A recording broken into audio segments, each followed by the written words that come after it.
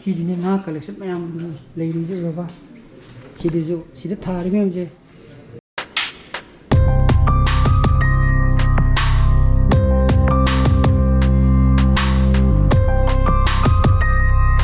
bro này khóc bro anh chỉ có mặt đấy kìa là thì bye bye có tao muốn thịt luôn kìa là bông rồi. Good morning guys, welcome back to my channel. मैं नोई भी नहीं खले। अतो निशा निशा no palm तहाँ ना मां school दन में थादर हुई है। अतो कहीं जिमो हाल कितो नहीं को जुम्दा हाल कांदा मामा का मतलब माजू ऑफिसर बॉय ने मतलब हागे मिनर तो अजब नंग दरे बको। अतो ना स्कूल ते मखाई नहीं मंगा सर ले। पर इंडिया बुंगा पुपुना लोग लाप पे याई को ताबरा। अतो ना इधे स्कूल की क्लास लोग रखे डायरेक्ट इम्यूड से कितना होने वाला इम्यूड ngasi किन्हों ले आये देना लेक्चर एक्सपर्ट है क्या तेरा रिसोर्स पर्सन है क्या तेरा तो सुन दे लेफ्ट साइड को मोल लेफ्ट साइड बाय बाय या क्या तेरा हाँ दे या तू बाबा भी नमो बोले हैं का कहीं ना पूरा का है पूरा का चल लग गया हम सुनो क्या हो रहा है को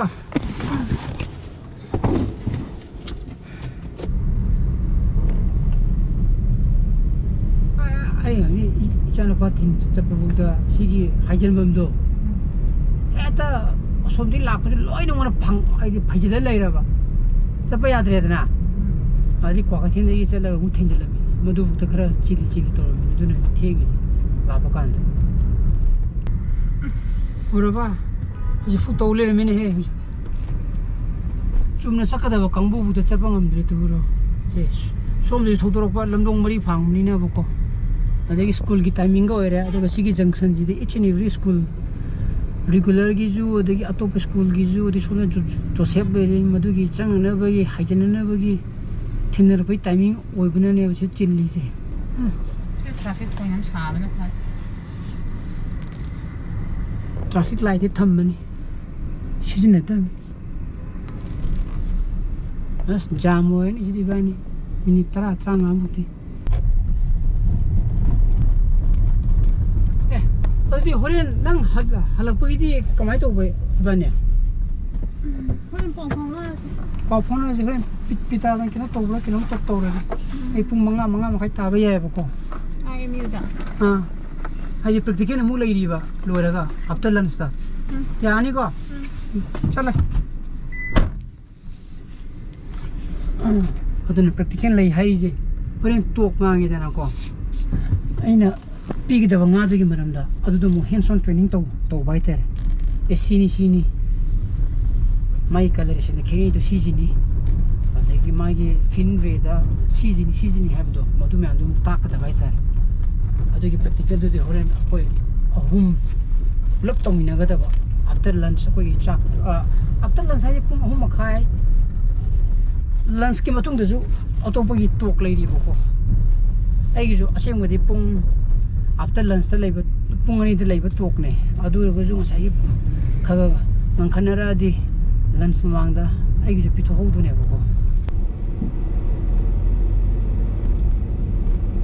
आई क्लास लोरे स्कूल की मतलब होजी आई एमयू द सेकेंड आई तो लेये अदन हजिक चलागा आइगी ले भाई तामिने को आइना हाना ले नंबर ले ओरगा जो केंगनारु दुजे लेप मेट ngaतनी को रमान त लानी अदगी चिंगलेम बलेगिरी को कोई हजी टेक्सोनोमी द वर्क तो मिना देगी कोई तामो अनि लेरी तामो दर्शन तामो ने बेसो थेंनाने दि इसे किता को अदो आइजे कुइरे चही काय मतुंग दने ने लेप चली जे बयबो निंजों बथोक्त्रे ने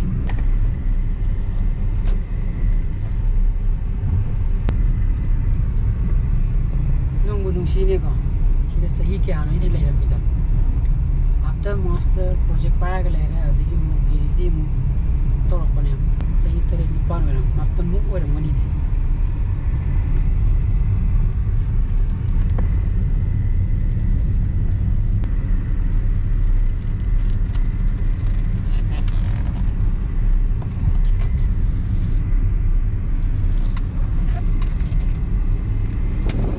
시즌이 classical freshwater fish taxonomy 하이리지.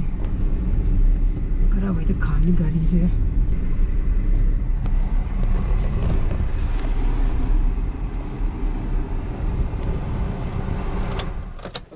하. 해, 하이트라더나.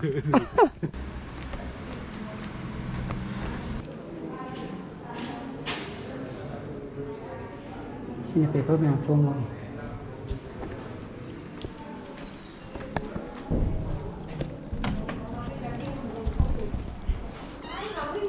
사이. 누가 이거? 그래. 항해하더라. Hasilnya Rameshwari ko to ini junior ne masih assistant professor yang koin lagi ba mana ini anda to ini Cina koin Ramananda ko Dr. Ramananda nanti sedul ki matung ini kena tong ini hai ta oh mirang di lo quick mama ni sih lekan ya hands-on training hoga mai lekto training to hands-on training hoga ha hands-on money session hands-on training hoga nanti ai di pung ni dagi ne ba ai di Semua di hands-on training to hari je money session di hands-on training hoga moi ki sidim ngarangi continuity ne ba orang dia ape popo ini ape dah ori ni position semua mau ya kok aduh ai ga tham je nang popon kamai to re ha ya deh yara na koi ramanda gi na pum par hoda nang min ke san na 30 ai pum pom ka di ngang wi ya du sa 대신 바타지 이제 수정 돈이 이 그리스도 거 돈이 티tin 많이 내려 okay le toi na sang mo so ai ya lu ge si jina to gi kitchen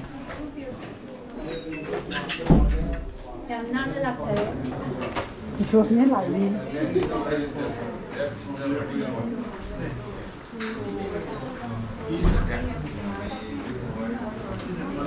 Tamo. Kui ni tamo thế đâu? Islam yang tarmena. Ha. Satu tu naya kerja macam mana?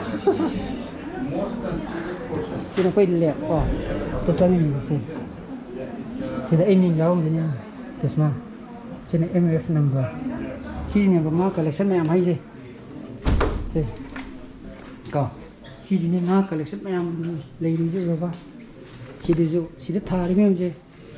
Magi kan bengano doko madu khandok na khandok tago ju koina magi genus to dikhang nge ko to gara species size kan species dikhang ri ba gara di gara ne ba ko chethami sida thari je bottling to ije ngagi maming koina identify tawraga na tawdaga na magi genus to ga genus ne ire adegi kada di farapno adegi kanana collection tawri tarikh ya da collection tawri madu nam da sida namo hapuga thami ne ba ko Chin 10% formal thai ta thamba haibadi formalin na 10% oiba do 90% 80% na water oiba sida lai mem ji sida new species me amaju dum yauri ne ba ko to sida na new species ai ji sina koi gi lek ta gi phong ki ba new species me am do sigi composition ne ba ko yam ro ni si yam da ba mon ba wa ne ba ko potang sang sa da me am da happy ne ba sigi ne ko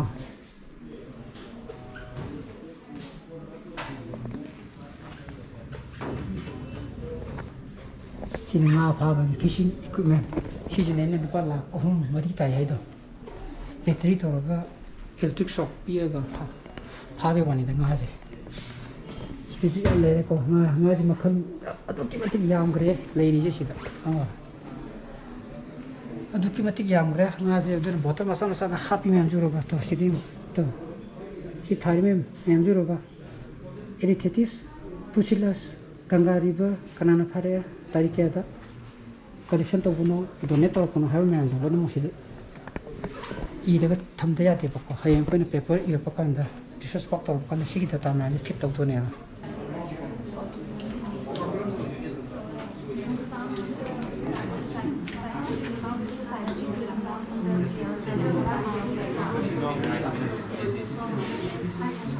ini tamu ni besar tamu tu sini kai saja sini cinglem ba koi cinglem ba tamuda sensitive. From Dr. Y. Ramananda Singh. Actually, he finished his PhD under Professor Vishwanath. Okay. Today I'm going to present a talk on the May topic mutu a do. brief May mutu account do si of general diseases with reference to particularly four genera, that is Baylius, Denio, Devario and Oxarius. Before we start the details about the general diseases, let us have a brief look about how we count and measure the circulatory disease, the different parameters of the circulatory disease. Yala. Lunch tawrage. Koi chingna banna hoin ai kapok pokaw ni ko. Abi ka daw ka. Ang wala ta ka mo ba? Tam. Sabi yari ba? Ha. Sabi yadra ba? Nanti mapandegi kare nanti mapandegi kare leru sabra. Sing sai hand sing le dunya. 나중에 말했으니 맞던 놈 여래. Sum phagi sum haina ko ni ko.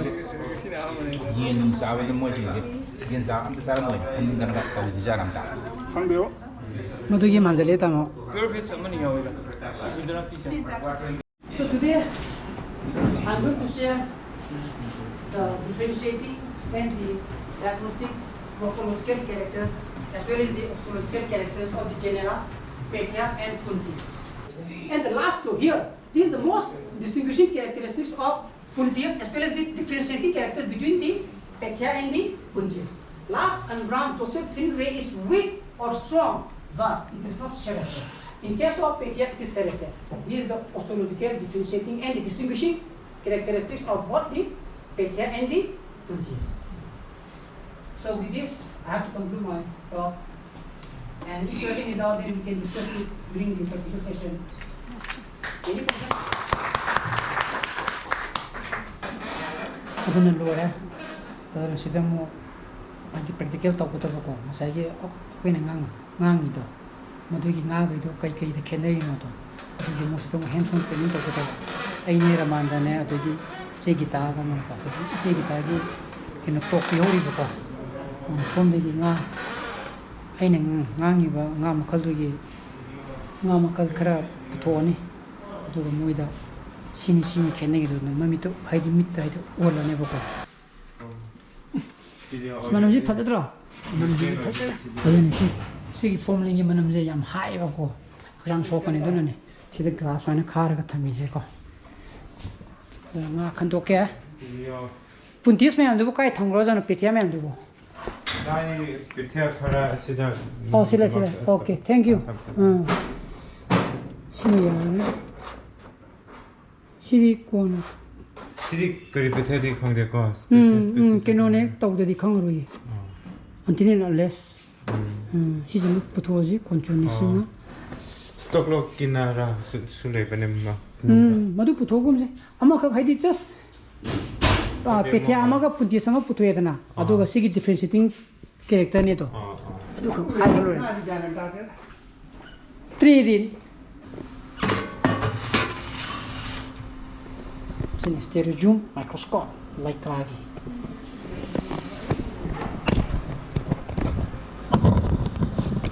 Stay येंगदबो को examine तोगदबो कोई fin race ma'am दो नतगदि उबंगम देबा मयक सेंगना को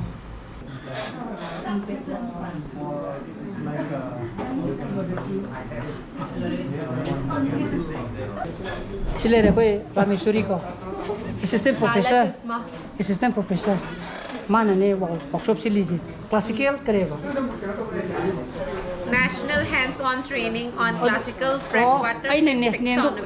ai ngasai nesnendu uda ba dun ne mayam waro wa Hi, he is my senior. This is Mirang-Mahum. henjele Now he mana has become a doctorate.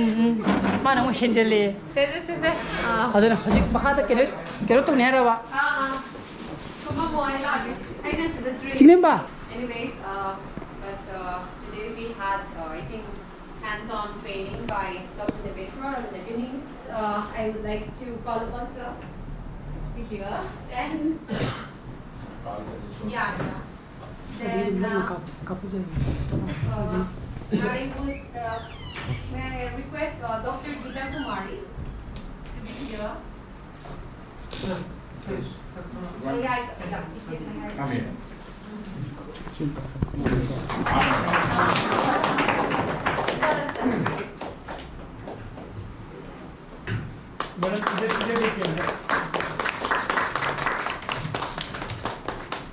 Open up. Mr. Gandhi.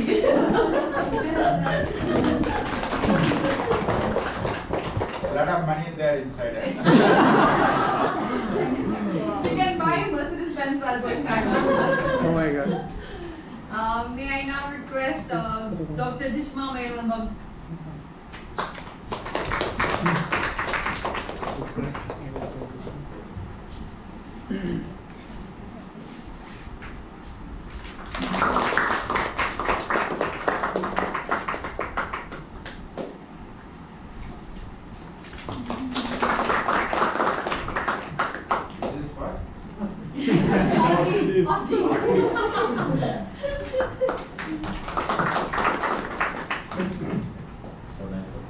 Thank you so much. Now, may I request Dr. Ramanand now?